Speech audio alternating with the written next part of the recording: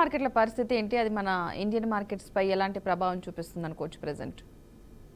Global markets కూడా మనం చూడొచ్చు. లైక్ ఫుల్ ఫ్లక్చుయేషన్ లోనే ఉన్నాయి. సో యుఎస్ మార్కెట్ మనం చూస్తే కనుక నివిడియా, మైక్రోసాఫ్ట్ కానీ, యాపిల్ ఇవన్నీ కూడా పాజిటివ్ లో ట్రేడ్ అవుతూ ఉన్నాయి. అమెజాన్, మెటా ఇవన్నీ కూడా.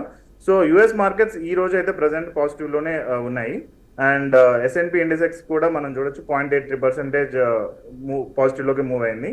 అండ్ నాస్డాక్ కూడా 0.93% హైలోనే మూవ్ అవుతుంది. అండ్ సో గ్లోబల్ మార్కెట్స్ అయితే పాజిటివ్ లోనే ఉన్నాయి. అండ్ ఆయిల్ రేట్ కూడా మనం చూడొచ్చు, ఆల్మోస్ట్ స్టేబుల్ గానే ఉంది, పెద్ద చేంజ్ ఏం లేదు. 0.05% కొంచెం చేంజ్ వచ్చింది. అండ్ గోల్డ్ అండ్ సిల్వర్ కూడా పాజిటివ్ లోనే, మెటల్ రిలేటెడ్ కూడా పాజిటివ్ లోనే ఉన్నాయి.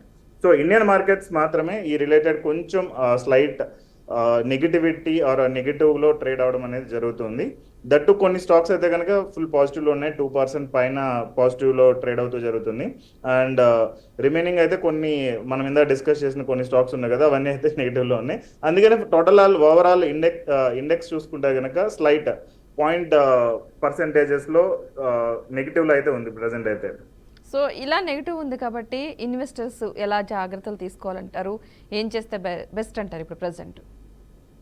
మార్కెట్ ని చూసుకుంటూ ఉండండి. సో ఇన్వెస్ట్ చేసే వాళ్ళు లైక్ ఈ న్యూస్ వచ్చింది లేదంటే ఇప్పటి నుంచి బాగా పాజిటివ్ లోకి వెళ్ళిపోతుంది అన్నట్టు హెవీ ఇన్వెస్ట్మెంట్స్ చేయకుండా కొంచెం బ్యాలెన్స్డ్ గా అబ్జర్వ్ చేస్తూ ఇన్వెస్ట్ చేస్తే బెస్ట్. అది ఇంట్రాడే రిలేటెడ్ చేసేవాళ్ళు.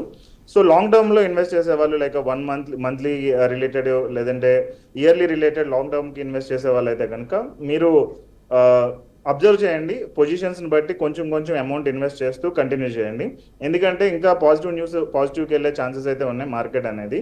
సో యుఎస్ రిలేటెడ్ టారిఫ్స్ అయితే కనుక ఇంకా వాళ్ళు అంతకు మించి మనకి ఎహిరు, టారిఫ్స్ చేయడానికి ఇంకా స్కోప్ లేదు. అండ్ డొనాల్డ్ ట్రంప్ మీద ఫుల్ నెగిటివిటీ అనేది ఇన్సైడ్ ద కంట్రీ, యుఎస్ లో ఇన్సైడ్ కంట్రీ చాలా నెగిటివిటీ అనేది ఎక్కువ రన్ అవుతూ ఉంది.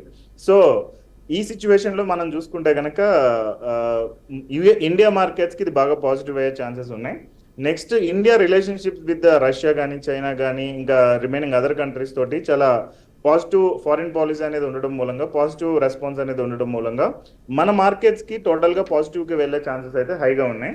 సో కొంచెం చూసుకుంటూ పొజిషన్ వైజ్ మనం ఇన్వెస్ట్ చేసుకుంటూ వెళ్తే కనుక వెల్త్ క్రియేషన్ అనేది కొంచెం ఈజీగా ఉంటుంది.